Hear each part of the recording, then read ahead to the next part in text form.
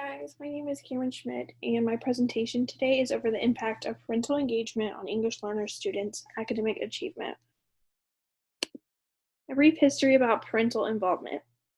The roles of parents during the 17th century was very hands-off, and parents were seen as overseers of their children's actions and did not have very much involvement with their students and their teacher in the school system. As time went on into the post-World War times, in 1945, we saw a spike in the parental involvement.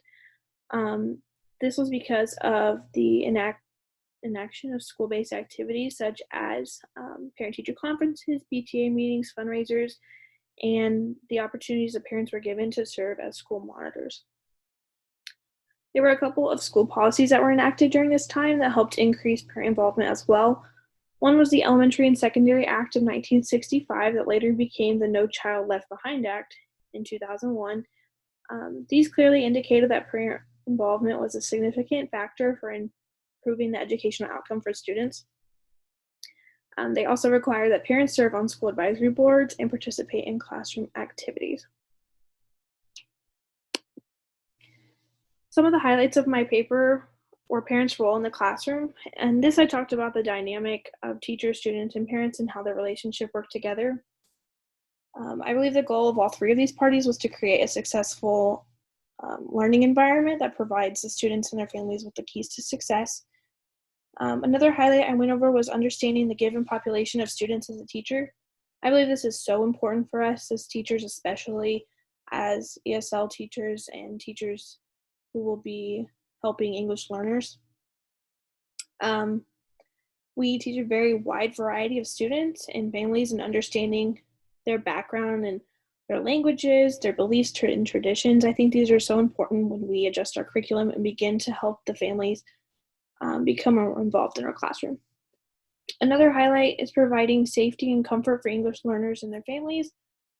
Most of these English learners, students, and families are very unfamiliar with the traditional English-speaking and functioning classroom. For us as teachers, it's our job to make them feel comforted and provide them with all the resources that we can to help them succeed and become involved.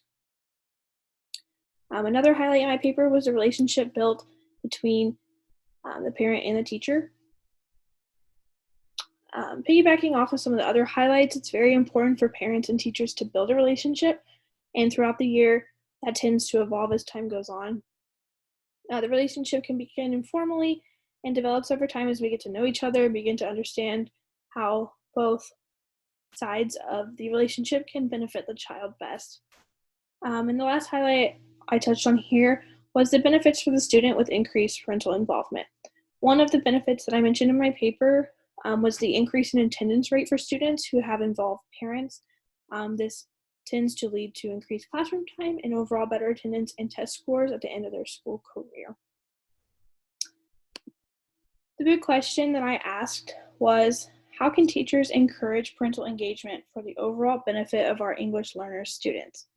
I asked this question because it allows me to think about the ways that I can advocate for my student and best serve them and their families. I also believe it encapsulated the main points I mentioned in my essay regarding parent involvement and the benefits that it has for our students. In addition to my big question, I came up with 4 advocacy points that I believe are the next steps to benefiting my students and their families as they further their education as English learners. First point of advocacy I made was to provide as many resources to parents as possible to help with their child when teachers may not be of help. Obviously, we should use ourselves as the first resources engaging with our parents, but sometimes parents do want to go to outside resources to get their information. These can be given from us directly to them, electronically, written, or through their child, forms like that. Another advocacy point I made was to encourage students to build relationships with their teachers that will in turn hopefully encourage parental involvement. The relationship that I have with my students is something that I hope carries at home with their parents, and I hope that through our relationship I'm able to build that foundation to help support the needs of my student, as well as provide the comfortability for the families. Another advocacy point I made was adjusting my teachings and curriculum based on the background and culture of the classroom. I mentioned this in my highlights, but understanding the diverse population of students is something that's very important, and I feel as new students come into my classroom, my ideas will continue to change alongside them. This ties into the next point of continuing to change and adjust my methods of engaging parents and families as new ideas arise. I hope that as a teacher, we constantly want to learn about the ways that we can benefit our students and their families.